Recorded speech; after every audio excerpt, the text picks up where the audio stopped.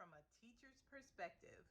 Today, I'd like to talk a little bit about effective communication. And effective communication doesn't begin once you're in school. We want to be able to set things up prior to school beginning or on that very first day.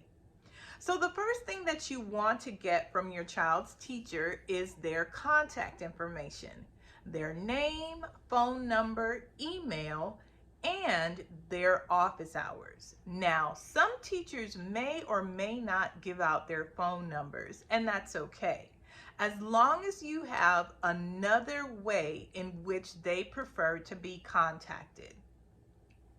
Also, making sure that you have the office hours on your calendar is vital. You need to know when you'll be able to contact your child's teacher regarding any questions you may have on assignments or just questions in general.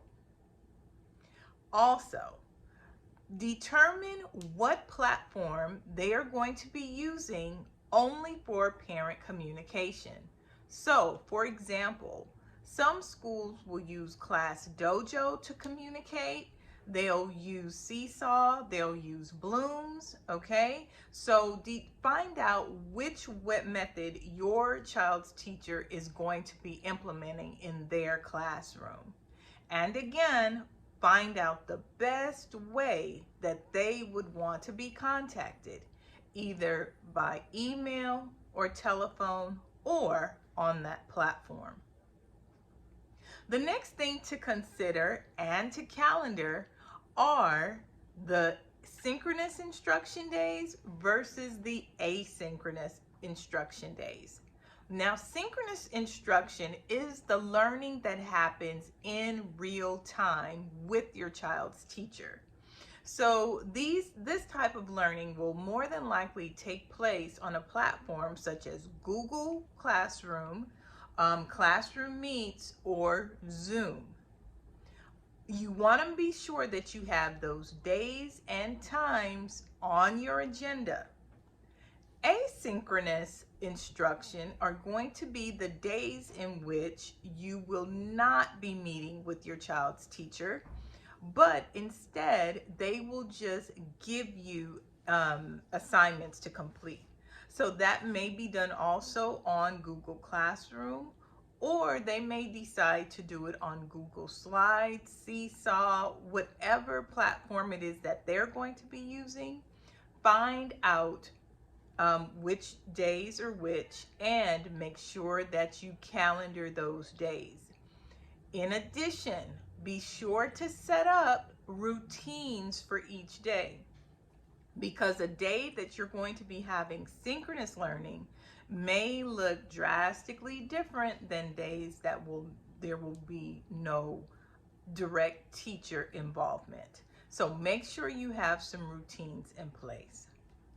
The last thing that you want to do is to take a look at your teacher's availability for guided instruction and for intervention. Guided instruction is where your teacher or your child's teacher will pull maybe 5 or 6 students together, and they will go over some type of skill. They'll be working on that skill just in that small group. Intervention is when your child may have difficulty with a certain area and they need extra help.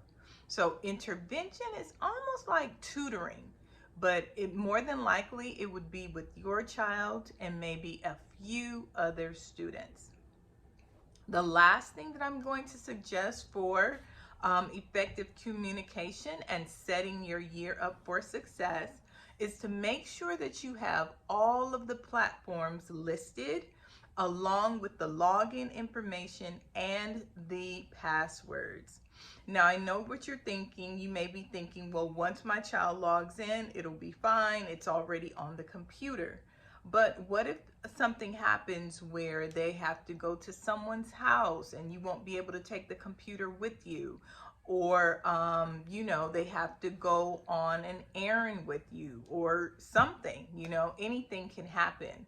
Just making sure that you have all of those credentials in one place will make it so much easier for you. Well, that's it from me, Tanya from Learning Code Services. If you have any additional tips for effective communication, please put it in the comments below. Give this video a like, and I'll see you next time. Bye-bye.